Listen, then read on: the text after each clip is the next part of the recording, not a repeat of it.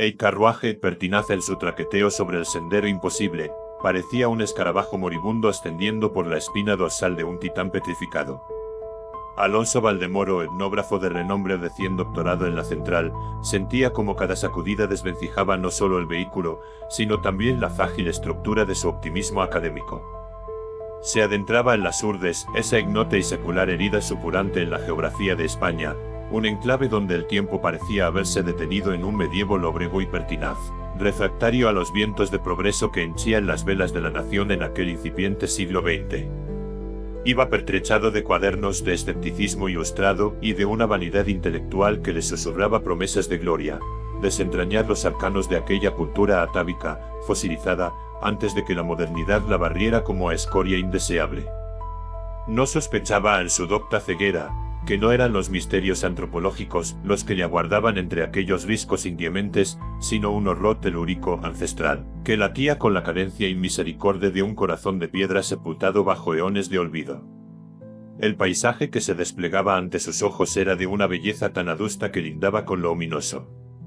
Montañas escarpadas de una orografía torturada y casi blasfema, se alzaban como costillas descarnadas de una bestia antediluviana. La pizarra omnipresente confería a todo un cromatismo fúnebre, apenas moteado por el verde enfermizo de jarales y brezos raquíticos.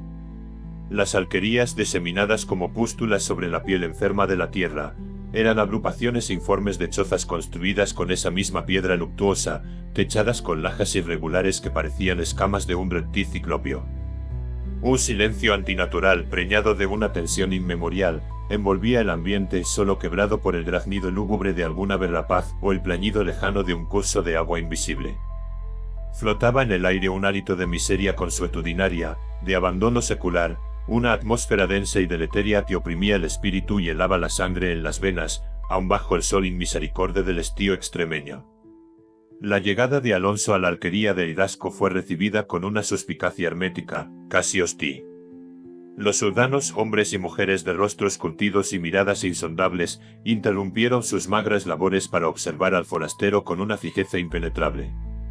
Eran figuras enjutas de movimientos lentos, como si cargaran con el peso invisible de generaciones de penuria y aislamiento.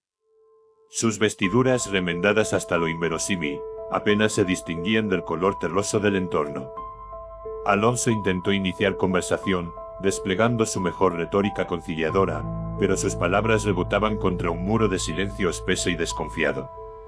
Solo obtuvo monosílabos midizos, miradas esquivas y un mutismo colectivo que resultaba más elocuente que cualquier discurso.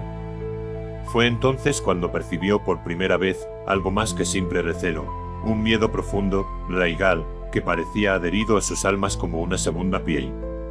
En las conversaciones furtivas que logró entresacar, oyó mencionar entre dientes, con temor reverencial, al que susurra en la piedra, una entidad innominada que, según balbuceaban, moraba en las entrañas de los montes y era causa de males innombrables. Alonso, fiel a su formación positivista, lo atribuyó a la superstición rampante, fruto de la ignorancia y el aislamiento secular. Conforme los días se sucedían en una monotonía aplastante, Alonso comenzó a documentar las peculiaridades de aquel enclave olvidado. Observó la prevalencia alarmante del bocio, esa hinchazón grotesca del cuello que confería a muchos habitantes un aspecto casi monstruoso. Notó también casos de cretinismo, una deficiencia congénita que sumía a sus víctimas en una suerte de limbo intelectual y físico. Su cuaderno se llenó de anotaciones sobre la dieta paupérrima, la endogamia rampante y las condiciones higiénicas deplorables, buscando explicaciones racionales a aquella galería de horrores cotidianos. Sin embargo, había detalles que escapaban a la lógica científica. El silencio opresivo de ciertos parajes donde ni siquiera los insectos parecían zumbar, las extrañas formaciones líticas que salpicaban el paisaje, algunas con muescas y símbolos que parecían antinaturalmente antiguos, la forma en que los perros aullaban lastimeramente al caer la noche, mirando hacia las cumbres más altas con un pavor palpable. Y sobre todo esa sensación constante de ser observado por ojos invisibles, una presencia luminosa y acechante que emanaba de la propia tierra. Fue una anciana Elvira apartada por la comunidad y tenida por hechicera o loca, quien se atrevió a hablarle con mayor franqueza, aunque sus palabras eran un dédalo de metáforas y advertencias veladas. La encontró un atardecer junto a un regato casi seco, recogiendo hierbas de nombres arcanos. Su rostro era un pergamino surcado por arrugas profundas, y sus ojos, de un negro insondable, parecían haber contemplado abismos vedados al común de los mortales. «No remueva la tierra quieta, señorito», le dijo con voz cascada, mientras sus dedos nudosos desmenuzaban una planta de olor atre. «Hay cosas antiguas bajo las piedras, cosas que dormían antes de que el primer hombre hollara estos riscos. El que susurra no es cuento de viejas. Es la voz de la montaña misma, y su aliento trae la enfermedad y la locura». Le habló de cavernas prohibidas, de noches en que las rocas parecían llorar un icor fosforescente, y de hombres y mujeres que se habían perdido en los laberintos de la sierra para no regresar jamás, o para volver convertidos en cáscaras vacías, con la mirada perdida en un horror inefable. Alonso sintió un escalofrío recorrer su espalda, pero su orgullo intelectual le impidió dar crédito completo a aquellas consejas. Impulsado por una mezcla de curiosidad morbosa y la necesidad de refutar científicamente aquellas supersticiones, Alonso intensificó sus exploraciones, aventurándose en los parajes más remotos y esquivos.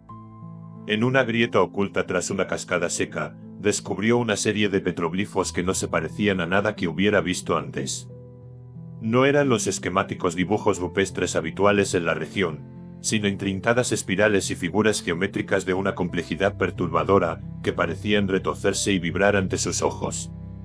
Entre ellas una forma recurrente, una suerte de poliedro imposible, con ángulos que desafiaban la geometría euclidiana. Cerca de allí, semienterrado, halló un pequeño ídolo tallado en una piedra negruzca y extrañamente cálida al tacto, representando una entidad vagamente antropomórfica, pero con múltiples apéndices y una cabeza facetada que evocaba la figura geométrica de los grabados. Un sentimiento de profunda inquietud, casi de profanación, se apoderó de él. Comenzó a sospechar que las leyendas locales podían ser la versión degradada y malinterpretada de una verdad mucho más antigua y terrible. Las noches se volvieron un tormento para Alonso. El silencio de la alquería se poblaba de susurros inaudibles que parecían filtrarse a través de las paredes de piedra de su exigua habitación. Soñaba con paisajes imposibles, con arquitecturas ciclópeas y aberrantes que se alzaban bajo cielos de colores malsanos. Se veía a sí mismo perdido en laberintos subterráneos, perseguido por una presencia informe que se arrastraba y murmuraba con una voz compuesta por el roce de 1000 insectos. Despertaba bañado en sudor frío, con el corazón palpitando desbocado y la sensación de que algo intangible y malévolo se había aposentado en su propia mente. Durante el día, la fatiga y la paranoia hacían mella en su otrora férrea racionalidad. Empezó a ver patrones extraños en la disposición de las piedras, en el vuelo de los pájaros, en las sombras que se alargaban al atardecer. La propia sierra parecía observarlo, juzgarlo con una malevolencia ancestral y pétrea. La obsesión por el que susurra en la piedra creció hasta convertirse en una idea fija, un abismo que le atraía con una fascinación irresistible y funesta. Decidido a confrontar la fuente de su terror, o quizá ya incapaz de resistir la llamada insidiosa que sentía vibrar en sus huesos, Alonso se dirigió hacia el barranco de las ánimas perdidas, el lugar que las leyendas señalaban como el corazón del dominio de el que susurra. Elvira le había suplicado que no fuera, con lágrimas en sus ojos corteados, pero él ya no escuchaba más voz que la de su propia obsesión. La ascensión fue una ordalía. El sendero se retorcía entre farallones de pizarra que parecían a punto de desplomarse. El aire era cada vez más denso, cargado de una electricidad estática y un olor penetrante a ozono y a tierra húmeda. Finalmente llegó a la entrada de una caverna, una boca oscura y fauces dentadas de estalactitas que prometía un descenso a las entrañas del mundo. Armado con un candil y un coraje que bordeaba la demencia, se adentró en la oscuridad. El silencio aquí era absoluto, pero a la vez preñado de una vibración sorda, un rumor subterráneo que parecía emanar de las profundidades. Las paredes estaban cubiertas por una suerte de musgo fosforescente que emitía una luz verdosa y enfermiza, revelando extrañas formaciones minerales y los mismos símbolos poliédricos que había visto en los petroglifos. El susurro comenzó no en sus oídos, sino directamente en su mente, una cacofonía de voces milenarias, de pensamientos ajenos y disformes, la conciencia correctiva y pétrea de la montaña misma, una inteligencia vasta, indiferente y absolutamente alienígena. Vio o creyó ver en el corazón de la caverna una gigantesca geoda que pulsaba con luz propia, un cristal facetado de dimensiones imposibles que parecía ser el nexo físico de aquella entidad telúrica. La comprensión que le golpeó fue tan demoledora, tan ajena a la escala humana, que su mente simplemente se quebró. Los cimientos de su realidad se pulverizaron, y Alonso Valdemoro se precipitó en un abismo de locura cósmica. Lo encontraron 3 días después, acurrucado en la entrada de la cueva, catatónico. Sus ojos, otrora brillantes de inteligencia y ambición, eran ahora 2 cuencas vacías que reflejaban un horror insondable. Balbuceaba frases inconexas sobre ángulos imposibles, ciudades sepultadas y la música de las piedras. En su mano crispada, aferraba con fuerza un fragmento de roca negruzca que emitía una débil fosforescencia verdosa y una extraña calidez. Sus cuadernos de campo hallados en la choza que había ocupado, estaban llenos de anotaciones cada vez más erráticas y febriles, culminando en una serie de dibujos obsesivos del poliedro imposible y frases sueltas como «nos oye pensar, la Tierra está viva y nos odia a los ángulos». Fue evacuado de las Urdes como un fardo inerte, un despojo humano cuyo intelecto privilegiado había sido devorado por los secretos primordiales que la razón no puede ni debe sondear. De regreso en el mundo civilizado, los médicos diagnosticaron un caso severo de fiebre cerebral exacerbado por las duras condiciones y la sugestión. Nadie dio crédito a sus delirios, que fueron convenientemente archivados como el producto de una mente brillante quebrada por el exceso de celo académico y el contacto con la barbarie. Alonso Valdemoro pasó el resto de sus días en un sanatorio, mirando fijamente la pared, a veces trazando en el aire con un dedo tembloroso figuras geométricas aberrantes, mientras un susurro casi imperceptible, como el roce de arena fina, parecía brotar de sus labios resecos.